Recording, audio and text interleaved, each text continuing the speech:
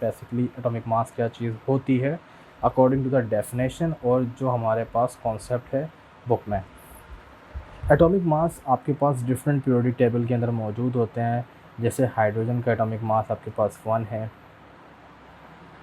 Carbon का atomic mass आपके पास 12 है, और फॉर एग्जांपल बहुत सारे आपके पास मौजूद हैं, आप पीरियोडिक टेबल को रेफ़र कर सकते हैं।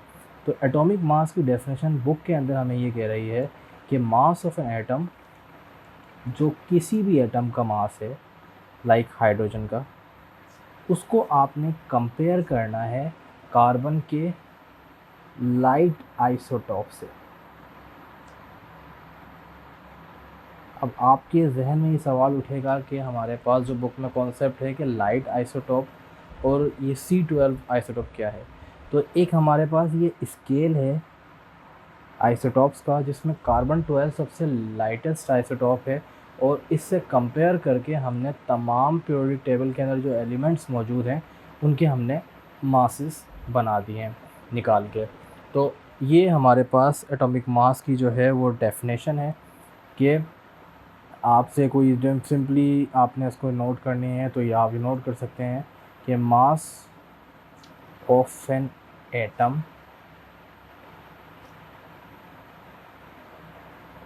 कंपेयर विद द लाइट, और स्टेबल भी कह सकते हैं आप, C12 आइसोटॉप ऑफ कार्बन। तो स्टूडेंट ये हमारे पास एटॉमिक मास की डेफिनेशन है।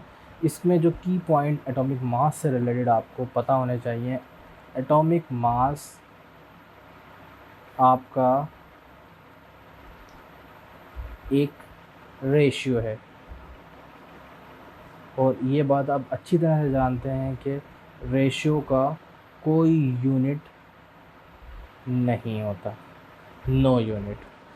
तो ये हमारे पास एटॉमिक मास का कॉन्सेप्ट है सिंपल। आपके पास ये हमें डिफरेंट यूनिट्स में गिवन हो सकता है जब हम इसको आगे मेजर करेंगे। तो मेजर करने में हमारे पास ये आपके पास ग्राम में भी गिवन हो सकता है, और आपके पास आउंस में भी गिवन हो सकता है, और पाउंड्स ETC। तो ये आपके पास एटॉमिक मास का एक छोटा सा कॉन्सेप्ट है जो उमूमन आपके पास आगे नहीं आने वाला है कि कोई प्रॉब्लम बन गया है, लेकिन ये आपको कॉन्सेप्ट यहाँ से फर्स्ट टॉपिक से इस चैप्टर के पता होना चाहिए। MCQs के हवाले से मैं दूसरी वीडियोस बनाऊंगा जिसमें मैं पहले टॉपिक से लेकर पूरे चैप्टर के एंड लास्ट टॉपिक को भी कवर करूँगा। तो पहला टॉपिक आपने एटॉमिक मास का ये गेन करना है।